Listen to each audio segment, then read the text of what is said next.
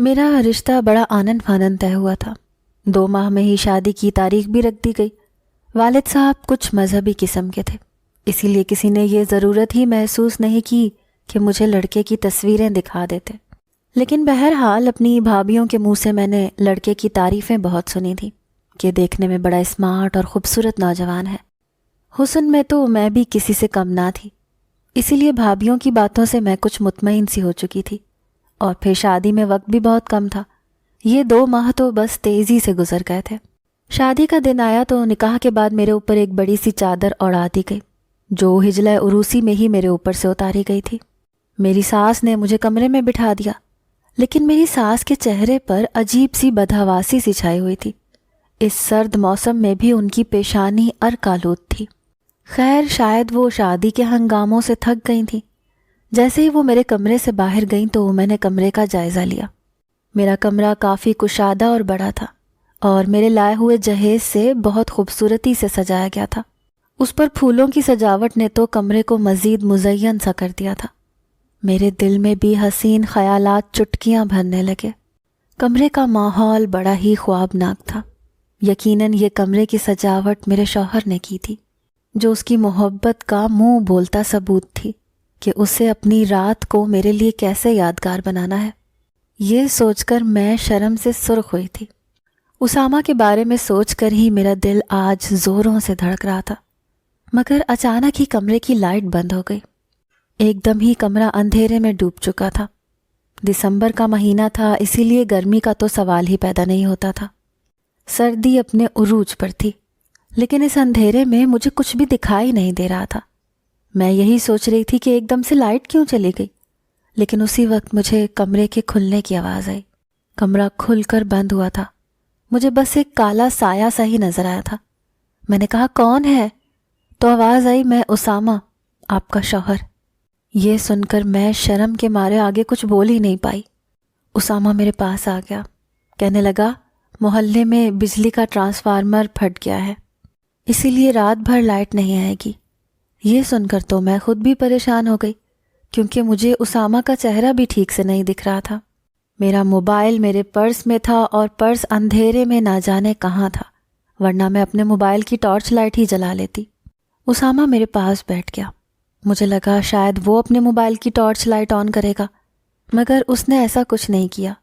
کہنے لگا، رابیل، ہمیں یہ رات اندھیرے میں ہی کاٹنی پڑے گی، کیونکہ یہ لائٹ ٹھیک کرنے تو صبح ہی کوئی آئے گا۔ میں بھلا کیا جواب دے سکتی تھی؟ موسم سرما تھا، اسی لیے کمرہ کافی ٹھنڈا تھا۔ اسامہ نے میرا ہاتھ پکڑا، جو اس وقت سرد ہو رہا تھا، اور 2 کڑے میرے ہاتھ میں پہنا دیے۔ کہنے لگا، آپ کی رونمائی کا تحفہ۔ اس کے بعد وہ میری تعریفیں کرنے لگا۔ اس کی باتوں میں تو شاید کوئی جادو تھا۔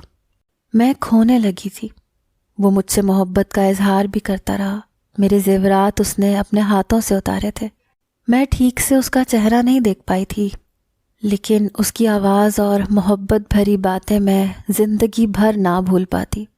اسامہ کی سنگت میں گزارے لمحات میرے لیے بہت قیمتی بن رہے تھے، یا یوں کہیے کہ اس نے ان لمحوں کو میرے لیے بہت قیمتی بنا دیا تھا۔ اس کی سنگت کو پا کر میں بہت خوش تھی۔ میری آنکھ چڑیوں کی چہچہاہٹ سے کھلی تھی۔ کمرے میں روشنی 4 سو پھیلی ہوئی تھی، اور کمرے میں آنے والے گلاب کے پھولوں کی خوشبو ابھی تک مجھے مسرور کیے ہوئے تھی۔ رات کو اسامہ کی سنگت کا خیال آتے ہی میرے چہرے پر مسکراہٹ سی سج گئی تھی، لیکن جیسے ہی میں نے کروٹ بدلی، برابر کی جگہ بالکل خالی تھی۔ میں ایک دم سے اٹھ بیٹھی۔ کیا میں کافی دیر تک سوئی رہی؟ کتنی بری بات ہے، سسرال میں میرا پہلا دن ہے اور میں ابھی تک سوئی پڑی ہوں، یہاں تک کہ اسامہ بھی اٹھ کر جا چکے ہیں۔ مجھے شرمندگی نے آن گھیرا۔ اسامہ کو چاہیے تھا کہ وہ مجھے جگا دیتے۔ میں نے یہ سوچتے ہوئے جب سامنے گھڑی کی طرف نظر دوڑائی تو صبح کے 6:30 بج رہے تھے۔ مجھے کچھ تشویش سی ہونے لگی۔ یہ ایسا وقت تو نہ تھا کہ اسامہ میرے پاس سے اٹھ کر جاتے۔ بہرحال میں نے اپنے بکھرے بالوں کو سمیٹا اور جوڑے میں مکید کیا۔ دھیرے سے کمرے کا دروازہ کھولا تو پورے لاؤنج میں سناٹا تھا۔ میں واپس اپنے کمرے میں آ گئی، لیکن میری آنکھوں سے تو نیند ہی غائب ہو چکی تھی۔ اسامہ اتنی صبح کہاں چلے گئے تھے؟ بہرحال سسرال میں میری آج پہلی صبح تھی۔ میں یوں منہ اٹھائے باہر نہیں جا سکتی تھی، اسی لیے کمرے میں بیٹھی اسامہ کا انتظار کرتی رہی۔ 8 بجے کے قریب مجھے کچھ سرگوشیوں کی آوازیں سنائی دینے لگیں۔ میں اٹھ کر کمرے سے باہر نکلی تو میری ساس لاؤنج میں بیٹھی ہانپ رہی تھیں، سر پہ چادر اوڑھ رکھی تھی جیسے ابھی کہیں سے آئی ہوں۔ مجھے دیکھ کر بس ہلکا سا مسکرائیں، کہنے لگیں آؤ رابی بیٹا میرے پاس آ کر بیٹھو۔ میں دھیرے سے چلتی ہوئی ان کے پاس جا کر بیٹھ گئی۔ کہنے لگی میری طبیعت اچانک سے خراب ہو گئی تھی، اسی لیے اسامہ مجھے ڈاکٹر کے پاس لے گیا تھا۔ یہ سن کر میں سمجھ گئی کہ اسامہ کمرے میں کیوں نہیں تھے، لیکن اپنی ساس کی اگلی بات نے تو میرے ہوش ہی اڑا کے رکھ دیے تھے۔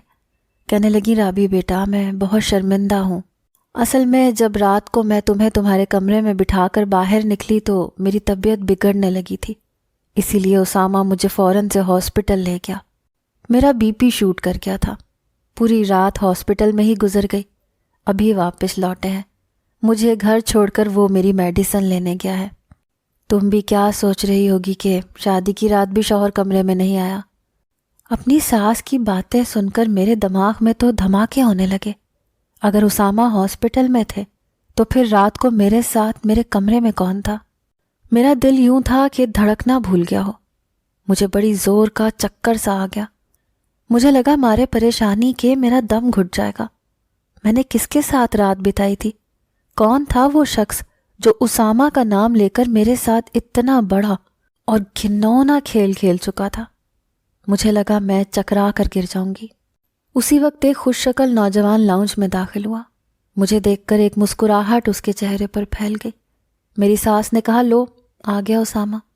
اسامہ نے مجھے سلام کیا۔ میرے دماغ میں تو گھنٹیاں سی بجنے لگی۔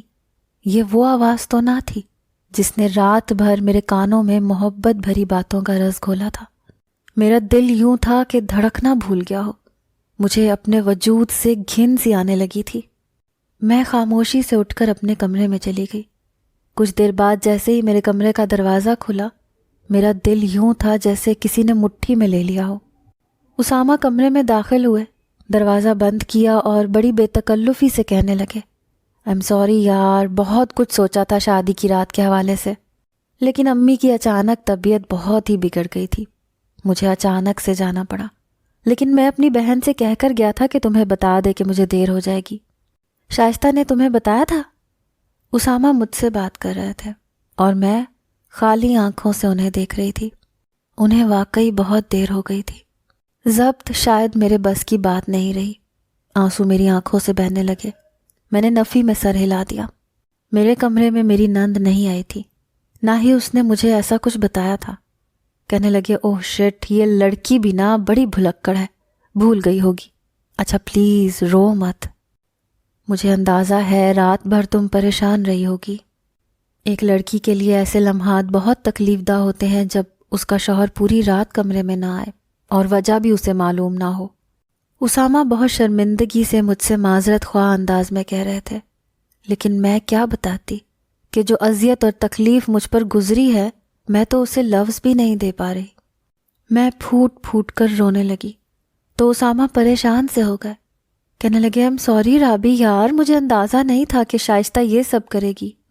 انہوں نے مجھے منانے کی کوشش کرتے ہوئے میرے دونوں ہاتھ تھامے تھے، لیکن مجھے تو گویا کرنٹ سا لگا تھا۔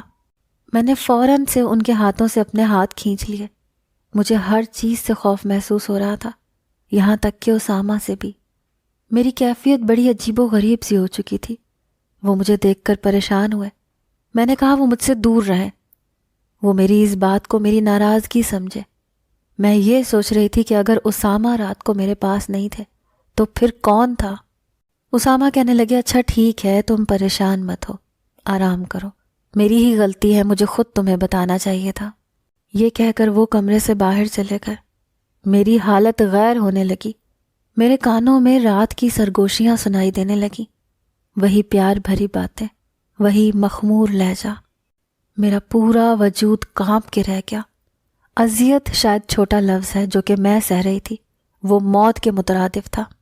میں نے اپنے دونوں ہاتھ اپنے کانوں پر رکھ لیے تاکہ وہ سرگوشیاں بند ہو سکیں جو کسی نامحرم کی تھی۔ یہ کیا ہو گیا تھا میرے ساتھ؟ کوئی کیسے میرے کمرے میں داخل ہوا تھا؟ کیسے اس نے اندھیرے کا فائدہ اٹھایا تھا؟ میں کیا کہوں گی اسامہ سے؟ میری بات پر کون یقین کرے گا؟ میری کون سنے گا؟ میرے ذہن میں چلنے والے سوالات نے میری جان ہی تو نکال لی تھی۔ اگر میں چپ رہتی تو ایک گناہ کی تلوار میرے سر پر سوار رہتی جو مجھے پل پل مار رہی تھی، اور اگر میں سب کچھ اسامہ کو بتا دیتی تو وہ کبھی بھی میری بات پر بھروسہ نہیں کرتے۔ وہ یہی سمجھتے کہ میں میکے سے ہی بدکاری کا بدنما داغ لے کر سسرال آئی ہوں۔ میں کسی دوہرے عذاب میں مبتلا ہو چکی تھی۔ ایک اور بات کا بھی میرے سر پر خوف طاری تھا۔ اسامہ جب بھی میرے پاس آتے وہ اس بات کو جان جاتے کہ میں کنواری نہیں ہوں۔ میرا کردار مشکوک ہو کر رہ گیا تھا۔ آخر وہ شخص کون تھا جس نے ایک ہی رات میں مجھ سے میرے جینے کا حق تک چھین لیا تھا؟ میں نے اپنے بالوں کو مٹھیوں میں جکڑ لیا تھا۔ میں روئے جا رہی تھی۔ صبح کے 10 بج چکے تھے جب میرے کمرے پر دستک ہوئی۔ میری آنکھیں رو رو کر متورم ہو چکی تھیں۔ میں نے جلدی سے اپنے آنسو پونچھے۔ میری نند تھی، کہنے لگی رابی آؤ آ کر ناشتہ کر لو۔ شائستہ اسامہ کی جڑواں بہن تھی۔ یہ 2 ہی بہن بھائی تھے اور گھر میں کوئی مرد تھا ہی نہیں جو میرے ساتھ یہ گھنونا کھیل کھیلتا۔ آخر یہ کیا کس نے تھا؟ یہی ایک سوال میری جان لے رہا تھا۔ میں اٹھ کر واش روم میں چلی گئی، اپنا منہ ہاتھ دھویا اور کمرے سے باہر نکل گئی۔ لاؤنج میں ناشتے پر اسامہ اور شائستہ ہی تھے، میری ساس نہیں تھی، شاید طبیعت خرابی کی وجہ سے سو رہی تھی۔ میں اسامہ کے برابر میں بیٹھ گئی۔ وہ اپنی بہن کو ڈانٹ رہا تھا کہ اس نے اسامہ کا پیغام مجھے کیوں نہیں دیا۔ وہ کہنے لگی کہ وہ تھکی ہوئی تھی اسی لیے جلدی ہی سونے کے لیے لیٹ گئی۔ وہیں مجھ پر ایک اور بات کا بھی انکشاف ہوا۔ شائستہ کہنے لگی کہ رات کو ہمارے گھر کی لائٹ بند ہو گئی تھی، حالانکہ سارے محلے میں لائٹ تھی۔ یہ سن کر میرے ہاتھ میں پکڑا نوالا وہیں تھم گیا۔ وہ کہنے لگی بھائی مجھے یہ بات سمجھ نہیں آ رہی، ہمارے گھر کی لائٹ کیسے بند ہو گئی؟ پوری رات لائٹ بند رہی، اور جب فجر کے بعد میں نے دیکھا تو کسی نے ہمارے گھر کا مین سوئچ کا بٹن آف کیا ہوا تھا۔ پتہ نہیں کس نے یہ سب کیا تھا۔ اسی اندھیرے میں ہی میرا سب کچھ لٹ گیا تھا۔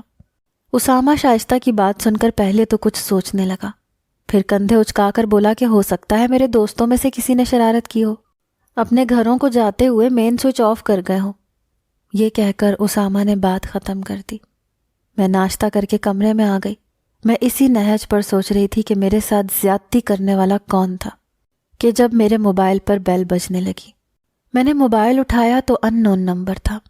میں نے جیسے ہی فون اٹھایا میرے ہوش اڑ گئے۔ وہی شخص تھا۔ کہنے لگا کیسی ہو رابل؟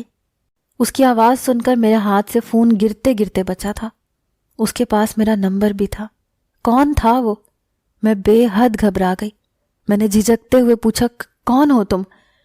میری بات سن کر ایک فلک شگاف کہا گونجا تھا۔ کہنے لگا ابھی بھی یہ پوچھ رہی ہو کہ میں کون ہوں؟ گزشتہ رات بھول گئی ہو کیا؟ ہائے مجھے تو وہ لمحے ابھی بھی کوئی حسین خواب لگ رہے ہیں۔ کہو تو کل کی ملاقات آج پھر سے دہرا دوں؟ یہ سن کر میرے کانوں میں سیٹیاں سی بجنے لگیں۔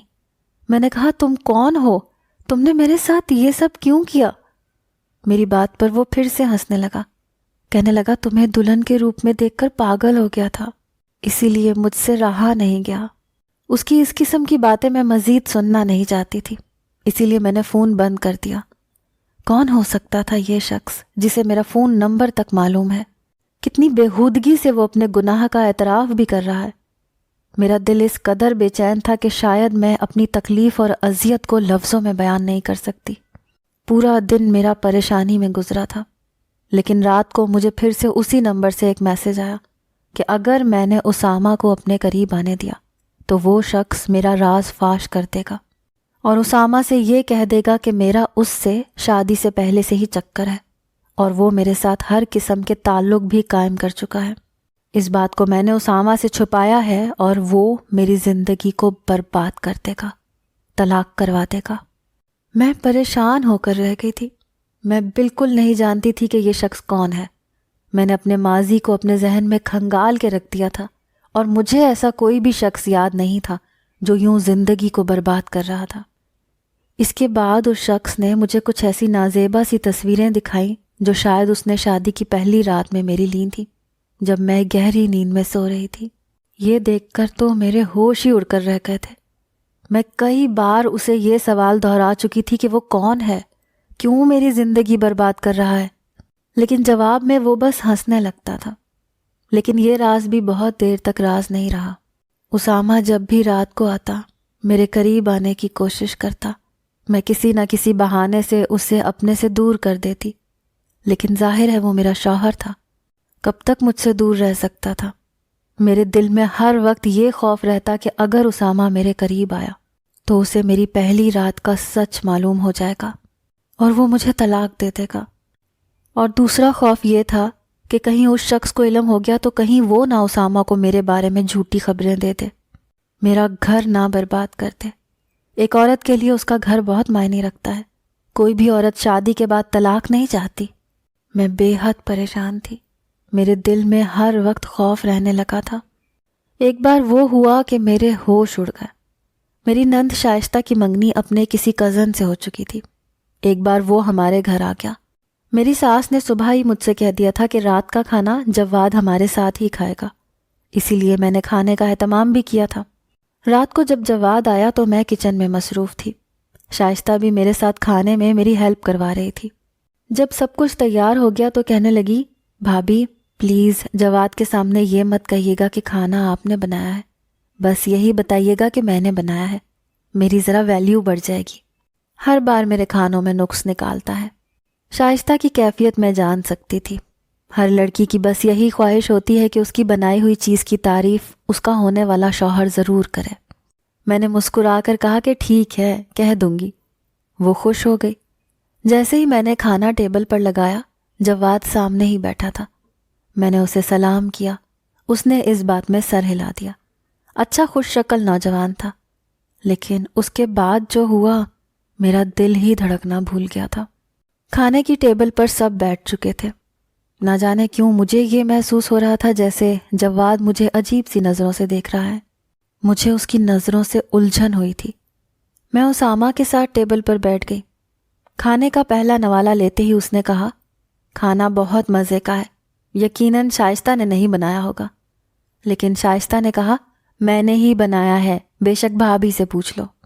میں کھانا کھا رہی تھی، لیکن جواد کی آواز سن کر میرا نوالا میرے ہاتھ میں ہی رہ گیا۔ میں نے برجستہ اس کی طرف دیکھا۔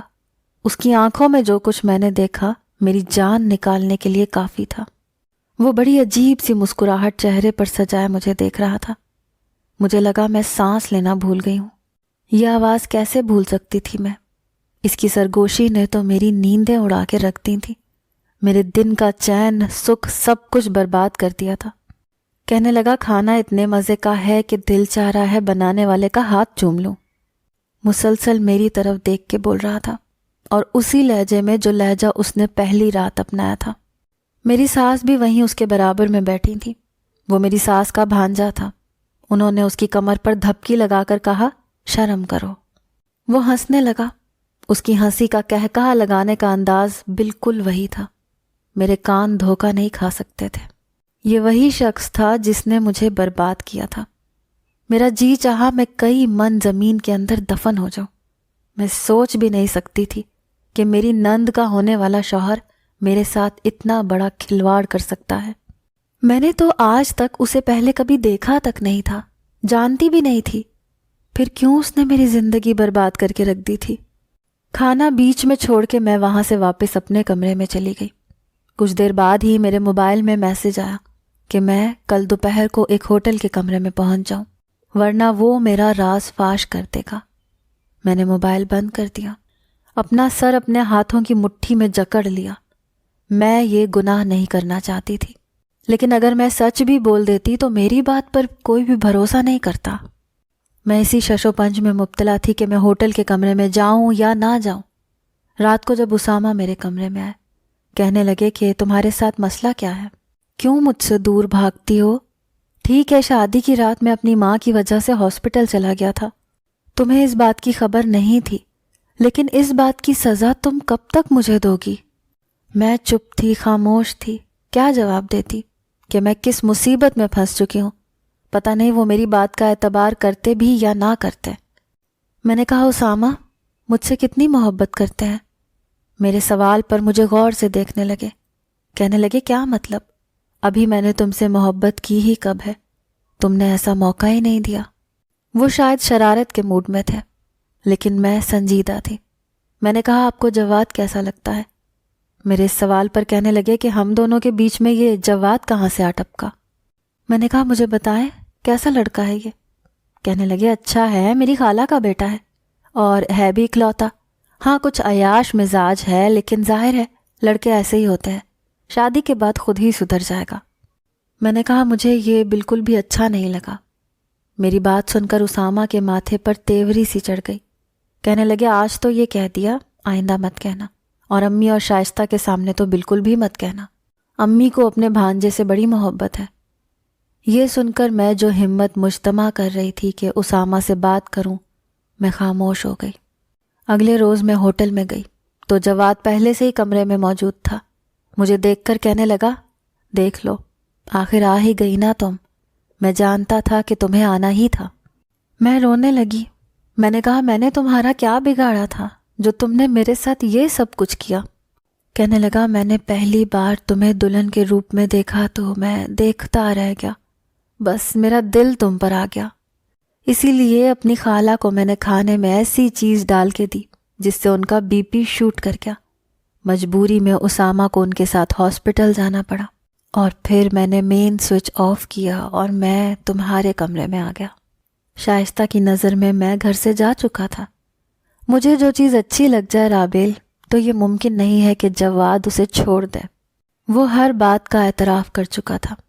میں نے مسکرا کر اس کو دیکھا اور ہوٹل کے کمرے کا دروازہ کھول دیا۔ باہر اسامہ کھڑے تھے۔ میں اسامہ کو اپنے ساتھ لائی تھی تاکہ وہ حقیقت جان جائے۔ اس وقت اسامہ کی آنکھیں غصے سے سرخ تھیں، جواد کی تو رنگت ہی اڑ گئی تھی۔ اسامہ نے جواد کو بہت مارا، شائستہ کا رشتہ بھی اس سے توڑ دیا۔ اسامہ میرے سامنے شرمندہ تھے اور میں بے تحاشا رو رہی تھی۔ کہنے لگے تم پریشان نہ ہو، تمہاری بات اس گھر سے باہر نہیں جائے گی۔ میری وجہ سے تمہارے ساتھ یہ حادثہ ہوا ہے اور میں تمہیں بے یار و مددگار نہیں چھوڑوں گا۔ اسامہ نے مجھے اپنا لیا تھا